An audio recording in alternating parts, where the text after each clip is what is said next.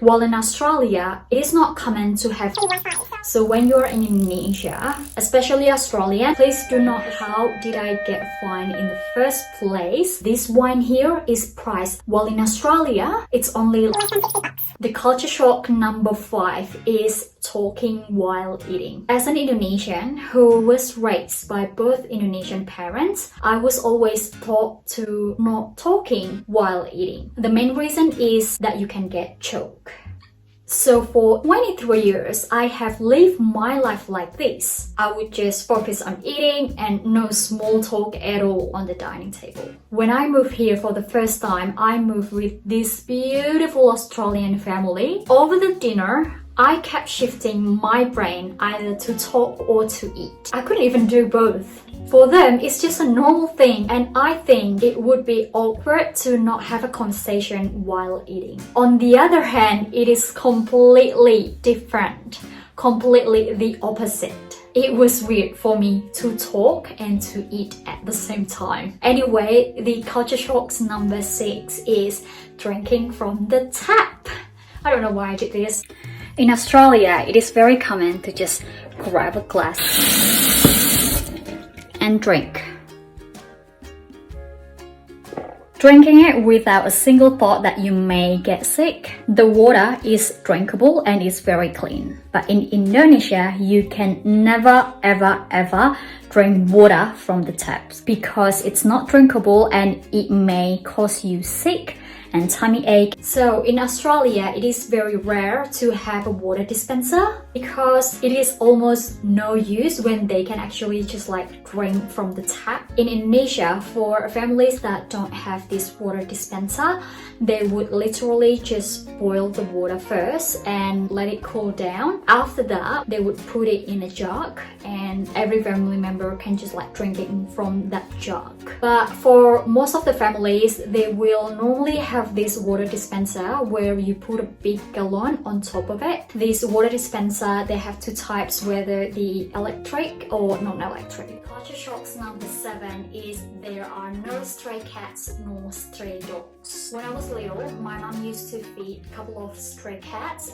which later on they will sleep in my house. It is not only in Indonesia, maybe some of you who are familiar with this sort of situation in your own country. But since the first day I stepped my foot down in Australia, I have never seen a single dog or a cat roaming around the housing complex without an owner behind it. In fact, they all have to be microchipped or registered. Here saying all cats and dogs aged 3 months and over must be registered with the local council. It is requirements to microchip all cats and all dogs before they are sold or given away. Moreover, they are now trying to introduce this new rule, which is a hefty penalty for those cats' owner if their cat's roaming around more than 24 hours. Can you imagine if this sort of system is placed in Indonesia?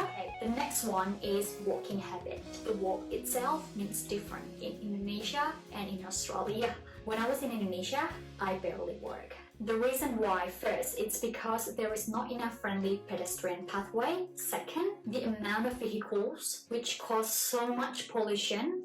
And of course, it's not nice to breathe in the sort of dirty, unhealthy pollution smoke which comes from the vehicles itself. And the third one is hot. Believe me, if I walk even around the housing complex and say only for 2 blocks away, I would be drenched with sweat. So when my friends in Indonesia say, hey, let's go for a walk, it means go walk to the mall where we can window shopping and nice cool with the aircon. No sweats, no pollution, and it's fun. Most of the weekends I spend with my friends in Indonesia is just hanging out at the mall. Mall is the way. Well, in Australia, when someone say, let's have a walk, it means walk.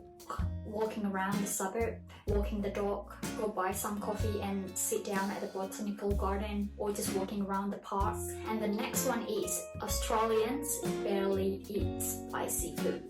This is one of the hardest things that I needed to adjust. When I was in Indonesia, I would have this bakso. Bakso means like meatball soup, and whenever I put the chili sauce, I wouldn't stop until the soup tastes bitter and very spicy.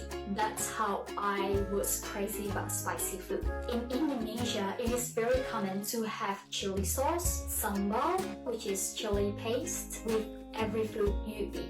It's like the best friend.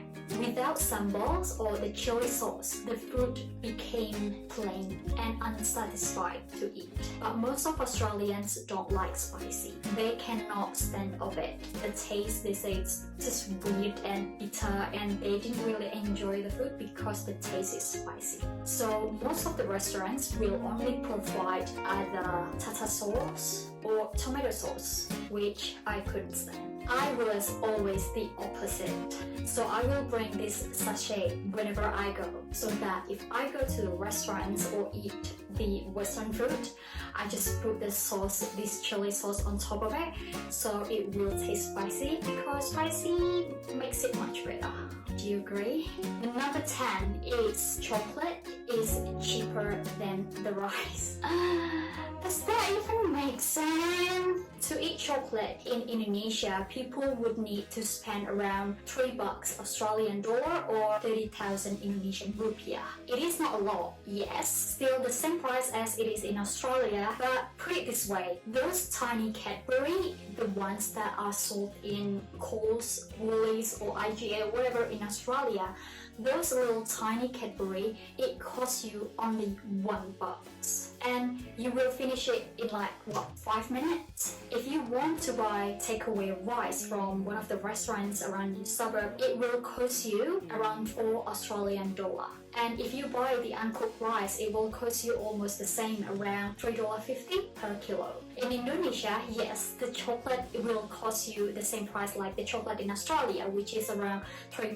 But to buy the rice from the mini shop that are in Indonesia, it will cost you only 50 cents. And to buy 1 kilo rice in Indonesia, it depends what type of the rice. In general, $1.10 Australian dollar per 1 kilo. While in Indonesia, to eat chocolate is very expensive compared if you want to just eat rice. Because again, $3 chocolate and you can have full tummy with 50 cents rice. Like, so that's it. That's the 10 things that I was having this cultural shocks while living in Australia as Indonesian. Hope you guys enjoy the video, and please comment below if you are going to Australia, and click the button and don't forget to subscribe. It will support my channel. So here we go, today's video. Hope you enjoy and see you in the next video. Bye!